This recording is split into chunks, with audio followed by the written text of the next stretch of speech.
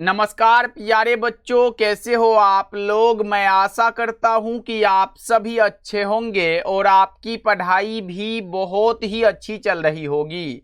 तो साथियों, आज का ये क्लास आपके लिए बहुत ज़्यादा इम्पोर्टेंट है, क्योंकि आज के क्लास में हम लोग पढ़ने वाले हैं 12th क्लास के केमिस्ट्री का top 50 very very important objective question. और साथियों, ये सभी प्रश्न आपके एग्जाम के दृष्टिकोण से बहुत ज़्यादा इम्पोर्टेंट है।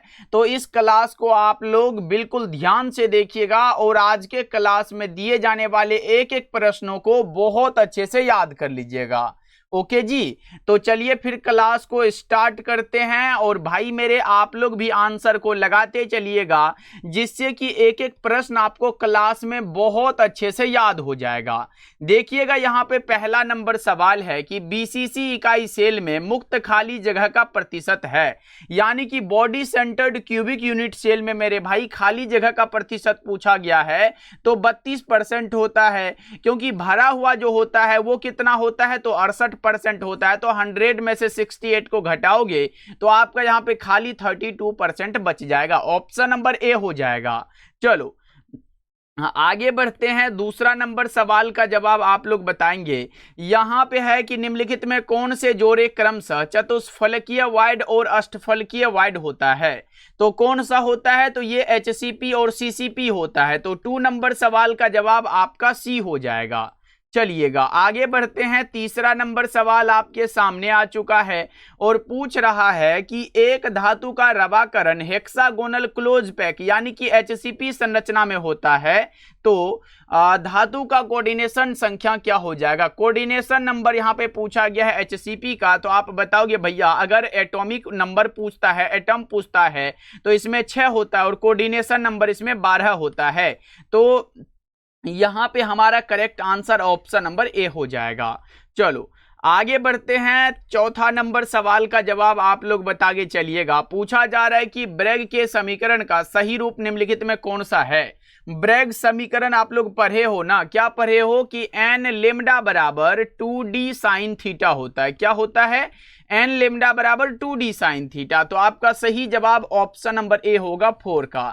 चलो 5 नंबर सवाल का जवाब बताएंगे सभी साथी। यहां पे प्रश्न आ चुका है, आप लोग आंसर को जरूर लगाइएगा, क्योंकि अगर चाहते हो कि सारा प्रश्न हमें क्लास में अच्छे से याद हो जाए तो एक काम करना, आंसर जरूर लगाना मेरे भाई। देखो यहाँ पे प्रश्न क्या है कि विलेयता किन कारकों पर निर्भर करती है। विलेयता जो है मेरे भाई, यहां पे बताइएगा, विलय की प्रकृति पर निर्भर करती है, विलायक की प्रकृति पर निर्भर करती है, ताप पर निर्भर करती है, दाब पर निर्भर करती है। तो यहां पे उपयुक्त सभी हो जाएगा।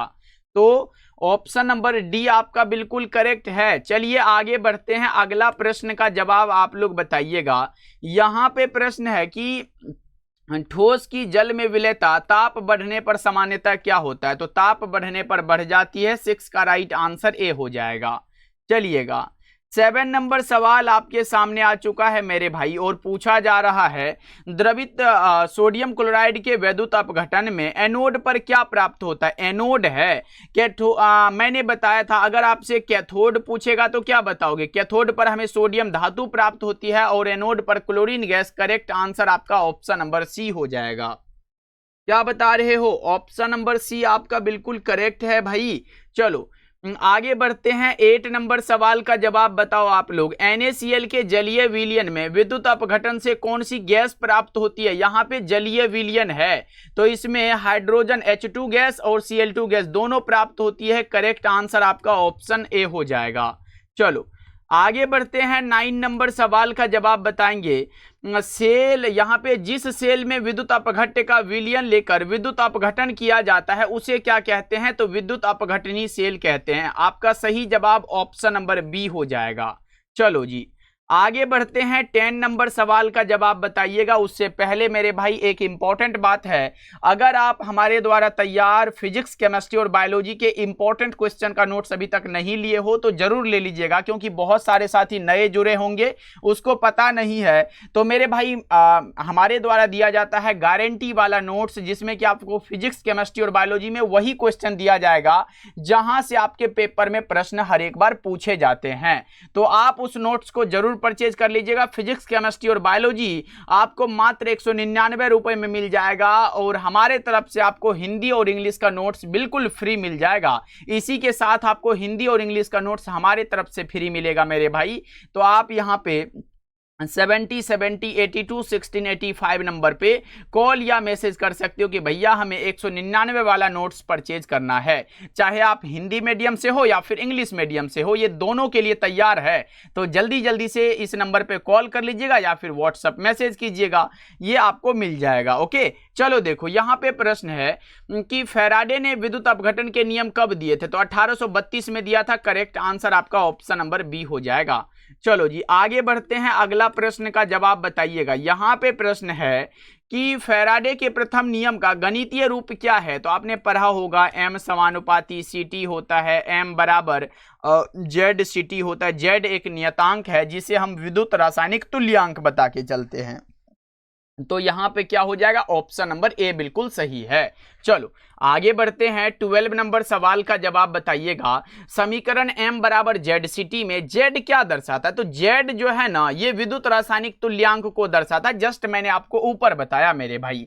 क्लास समझ आ रहा है तो क्लास को लाइक करते चलिएगा और सब्सक्राइब कर लीजिएगा अगर आप पहली बार जुड़ रहे हो तो, और कमेंट में बताइएगा कि हाँ भैया आज हम पहली बार इस क्लास में जुड़े हुए हैं। देखो यहाँ पे प्रश्न है कि विद्युत रासायनिक सेल में रेडॉक्स अभिक्रिया कैसे होती है? तो स्वतः होती है। करेक्ट आंसर आपका ए हो जाएगा। पूरे 50 ऑब्जेक्टिव तक बने रहिएगा। देखो यहाँ पे प्रश्न है कि विद्युत रासायनिक सेल में एनोड कैसा होगा? विद्युत रासायनिक सेल में एनोड ऋणात्मक होता है। सही जवाब आपका ऑप्शन बी हो जाएगा। चलो 15 नंबर सवाल आपके सामने है। XeF2 के अणु की आकृति कैसी होती है? तो ये रेखीय होती है। आपसे एग्जाम में पूछा जा सकता है कि XeF4 की आकृति कैसी होती है, तब आप बताइएगा वर्ग समतलीय होती है। भैया क्या होती है? वर्ग समतलीय। ओके चलो आगे बढ़ते हैं, अगला प्रश्न का जवाब बताइएगा। यहाँ पे कार्बनिक यौगिक में तत्व उपस्थित होना चाहिए। कार्बनिक यौगिक के बारे में पढ़ेंगे तो इसमें कार्बन होना चाहिए। ऑप्शन नंबर बी हो जाएगा। चलो आगे बढ़ते हैं, अगला प्रश्न का जवाब बताइएगा कि नोबेल गैस होते हैं। नोबेल गैस कैसे होते हैं? तो नोबेल गैस यहाँ पे एक परमाणविक होते हैं। करेक्ट आंसर आपका ऑप्शन नंबर बी हो जाएगा। चलिएगा 18 नंबर सवाल है। हीरे में कार्बन का संकरण क्या होता है? sp3। हीरे में कार्बन का संकरण क्या है भैया? sp3 होता है। तो 18 का सही जवाब ऑप्शन ए बताएंगे। चलो आगे बढ़ते हैं, आज देखते हैं 50 में आप लोग कितना करेक्ट कर पाते हो। यहां पे है कि निम्नलिखित में कौन प्रथम संक्रमण श्रेणी का सदस्य है? यानी कि मेरे भाई फर्स्ट ट्रांजिशन सीरीज का पूछा गया और आप बताओगे निकेल है। ऑप्शन नंबर ए हो जाएगा। चलो जी आगे बढ़ते हैं, अगला प्रश्न का जवाब बताएंगे। यहाँ पे प्रश्न क्या है कि निम्नलिखित में कौन धातु अम्ल से अभिक्रिया कर हाइड्रोजन गैस मुक्त नहीं करता? हाइड्रोजन गैस मुक्त नहीं करता, वो कॉपर होता है। सही जवाब आपका सी हो जाएगा। चलो जी आगे बढ़ते हैं, 21 नंबर सवाल है। किसका +2 ऑक्सीकरण अवस्था सबसे स्थिर है? किसका हो जाएगा आप बताएंगे? यहाँ पे लेड हो जाएगा। ऑप्शन डी है। चलो आगे बढ़ते हैं, 22 नंबर सवाल है। निम्नलिखित में कौन रेड लेड है? यहाँ पे बताइएगा रेड लेड कौन सा हो जाएगा? Pb3 और यहाँ पे 4 हो जाएगा Pb3O4। ऑप्शन ए याद रखिएगा। नेक्स्ट नंबर सवाल का जवाब बताओ आप लोग। संक्रमण तत्व क्या है बताएंगे? यहाँ पे ट्रांजिशन एलिमेंट पूछा गया। डी ब्लॉक वाला वही होता है ना, डी ब्लॉक के एलिमेंट्स जो कि संक्रमण तत्व है। ऑप्शन नंबर सी आपका बिल्कुल सही है। चलो आगे बढ़ते हैं, अगला प्रश्न का जवाब बताओ। निम्नलिखित में कौन सा तत्व कमरे के तापक्रम पर द्रव होता है? कमरे के ताप पर द्रव कौन सा होता है? तो आप यहाँ पे क्या बताओगे? पारा होता है, जिसे हम मरकरी बता के चलते हैं। ऑप्शन नंबर बी हो जाएगा। चलो आगे बढ़ते हैं, अगला प्रश्न का जवाब बताओ कि डी ऑर्बिटल का आकार कैसा होता है? डी ऑर्बिटल का आकार आप क्या बताओगे? तो डी ऑर्बिटल का आकार डबल डम्बवेल होता है। सही जवाब आपका ऑप्शन सी हो जाएगा। क्या होगा? ऑप्शन नंबर सी बिल्कुल ही करेक्ट है। चलो आगे बढ़ते हैं, अगला प्रश्न का जवाब बताओ। विनेगार में क्या उपस्थित रहता है? विनेगार जिसे आप बताते हो भैया, इसे हम सिरका बता के चलते हैं। तो सिरका में एसिटिक अम्ल पाया जाता है, लेकिन सभी में एसिटिक अम्ल है तो इसमें 6 से 10% एसिटिक अम्ल पाया जाता है। तो ऑप्शन नंबर सी आपका बिल्कुल करेक्ट है। चलो जी आगे बढ़ते हैं, अगला प्रश्न का जवाब बताइएगा। एक एल्डिहाइड के ऑक्सीकरण से क्या प्राप्त होता है? तो एक अम्ल प्राप्त होता है। ऑप्शन नंबर डी करेक्ट होगा। ओके, चलो आगे बढ़ते हैं। अगला प्रश्न यहाँ पे ये है कि क्लोरेटोन बनता है जब क्लोरोफॉर्म की अभिक्रिया होती है। क्लोरोफॉर्म जब अभिक्रिया करता है एसीटोन से तब बनता है क्लोरेटोन। करेक्ट आंसर आपका ऑप्शन सी हो जाएगा।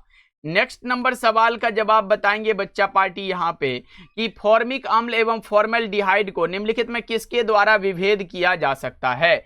फॉर्मिक अम्ल और फॉर्मल्डिहाइड यहाँ पे को निम्नलिखित में किसके द्वारा विभेद करते हैं, तो सोडियम बाइकार्बोनेट के द्वारा। करेक्ट आंसर आपका ऑप्शन नंबर डी हो जाएगा। चलो आगे बढ़ते हैं। 30 नंबर सवाल है, निम्नलिखित में कौन एकल सेकेराइड है। यहां पे बताएंगे मोनोसेकेराइड। भैया जी मोनोसेकेराइड कौन सा हो जाएगा। 30 नंबर सवाल का जवाब भैया फ्रक्टोज लगा दो। करेक्ट आंसर आपका डी हो जाएगा। चलो जी आगे बढ़ते हैं। अगला नंबर सवाल का जवाब यहां पे बता के चलो। प्रश्न है कि निम्नलिखित में कौन एल्डोल संघनन नहीं देता। एल्डोल संघनन कौन नहीं देगा, तो वो हो जाएगा मेथेनॉल। करेक्ट आंसर आपका ऑप्शन नंबर ए हो जाएगा। चलो आगे बढ़ते हैं। अगला नंबर सवाल का जवाब बताइएगा। मेरे भाई जो नोट्स मैंने आपको ऊपर बताया वो जरूर पढ़िएगा। अगर आप अभी तक कुछ नहीं भी पढ़े हो ना, लेकिन उसे जरूर पढ़ लेना, क्योंकि एग्जाम में उसी से आएगा। ये हम बोल रहे हैं, बस आपको जितना दिया जाएगा उसे पढ़ लीजिएगा। आसान भाषा में लिखा हुआ है। ये 199 कोई बड़ा चार्ज नहीं होगा मेरे भाई, जब आप लोग अच्छा नंबर लेके आओगे। देखो यहाँ पे है कार्बोनिल समूह में कार्बन का परमाणु क्या होता है, sp2 हाइब्रिडाइज्ड होता है। करेक्ट आंसर आपका ऑप्शन नंबर बी हो जाएगा।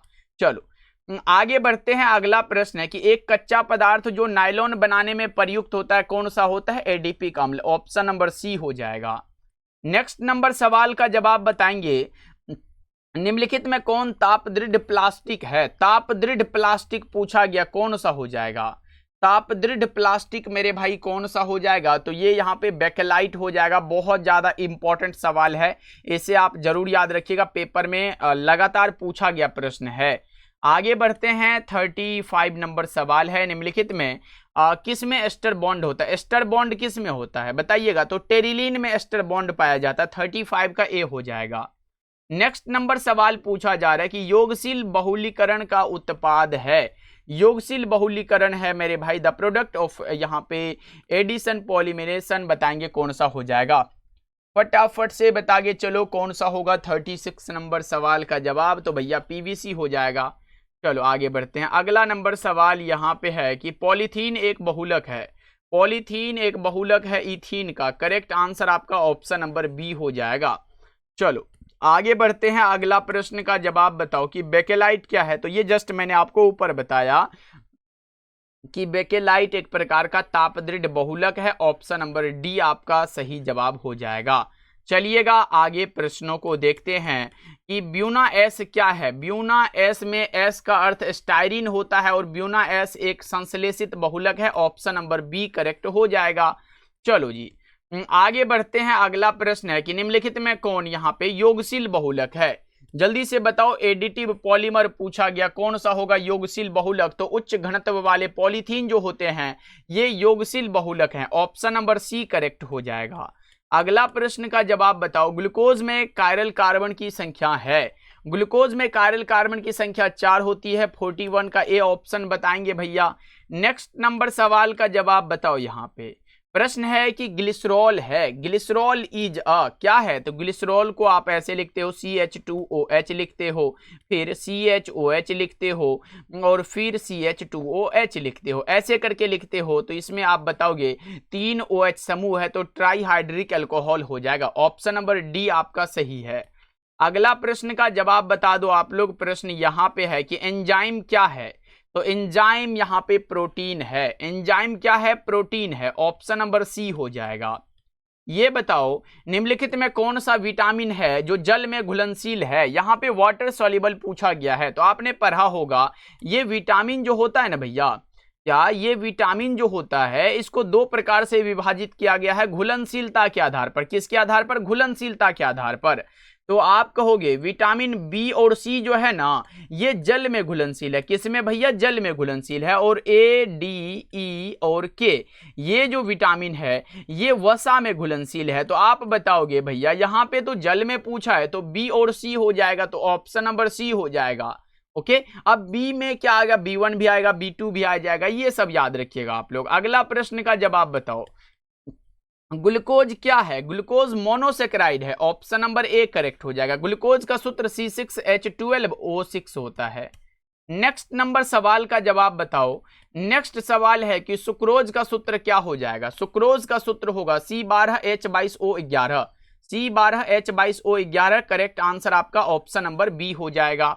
चलो जी आगे बढ़ते हैं, अगला प्रश्न का जवाब बताओ कि अमोनिया आर्द्र लाल लिटमस पत्र को किस रंग में बदल देता है? अमोनिया आर्द्र लाल लिटमस पत्र को मेरे भाई किस रंग में बदल देता है? तो ये आप बताओगे नीला रंग में, करेक्ट आंसर आपका ऑप्शन नंबर ए हो जाएगा। चलो आगे बढ़ते हैं, अगला प्रश्न है कि एस्कॉर्बिक अम्ल क्या है? एस्कॉर्बिक अम्ल आपने पढ़ा होगा कि ये विटामिन सी का नाम है। क्या है मेरे भाई? ये विटामिन सी का नाम है, और विटामिन सी को हम एस्कॉर्बिक अम्ल कहते हैं, तो ये एक प्रकार का विटामिन हुआ ना, करेक्ट आंसर आपका ए होगा। इसकी कमी के कारण अगर रोग पूछेगा तो कमी से रोग जो है ना वो स्कर्वी रोग हो जाता है, ये बात आपके ध्यान में होना चाहिए। चलो आगे बढ़ते हैं, अगला प्रश्न है, मानव शरीर उत्पन्न नहीं करता है, क्योंकि विटामिन जो है ना ये उत्पन्न नहीं करता, क्योंकि हम लोग भोजन करके विटामिन प्राप्त करते हैं, ऐसे ये मानव शरीर में बनता नहीं है। ओके, चलो आगे बढ़ते हैं, और आज के क्लास का लास्ट सवाल ये है, निम्नलिखित में किस में मैग्नीशियम पाया जाता है? मैग्नीशियम क्लोरोफिल में पाया जाता है। 50 नंबर सवाल का जवाब ए होगा। और बच्चा पार्टी आप लोग बताइएगा अपना स्कोर कि ये 50 में आपका कितना सही हुआ, और दूसरा कमेंट ये करिएगा कि आज का क्लास आपको कैसा लगा। ये 2 कमेंट मेरे भाई जरूर करिएगा, आपके कमेंट का इंतजार रहेगा। और चैनल से पहली बार जुड़ रहे हो तो सब्सक्राइब करके क्लास को लाइक वाइक कर दीजिएगा, ये आपकी जिम्मेदारी होगी। ओके मेरे भाई, मिलते हैं अगले क्लास में, तब तक अपना ध्यान रखिएगा और एक एक प्रश्नों को याद करके आइएगा, क्योंकि मैं डेली आपको बहुत कम क्वेश्चन करवाता हूं, एकदम याद करते चलो, और एग्जाम में तहलका मचाना भी तो है। मिलते हैं अगले क्लास में, तब तक अपना ध्यान रखिएगा।